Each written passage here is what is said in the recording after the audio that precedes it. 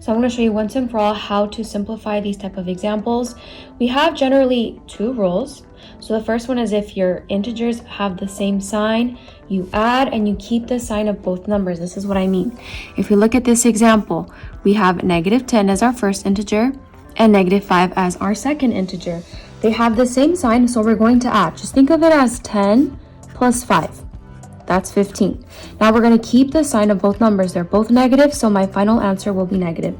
For this example, I have positive 20 and positive 5. Same sign, we add, we get 25. Since both of our numbers are positive, our final answer is positive, and so we can just write it as positive 25.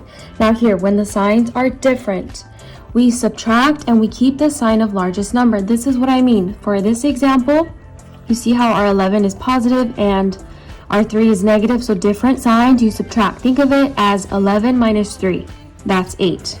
Now, between 11 and 3, which one's larger? I have more positives than negatives, so my final answer will be positive, and in that case, we can just leave it as 8. Now, this example, we have negative 30 and positive 10. Different signs, we subtract. So think of it as 30 minus 10, which is 20.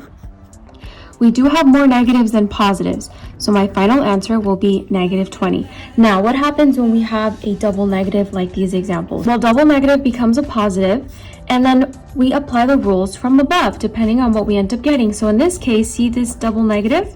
That makes a positive. So if we were to rewrite it, it's negative 15 plus 5.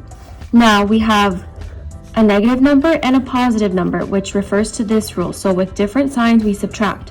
15 minus 5 is 10.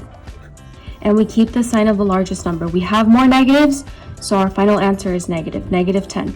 Here's our last example. We have another double negative that becomes a positive. In this case, 20 is positive and 10 is positive, which refers to that first rule. 20 plus 10 is 30.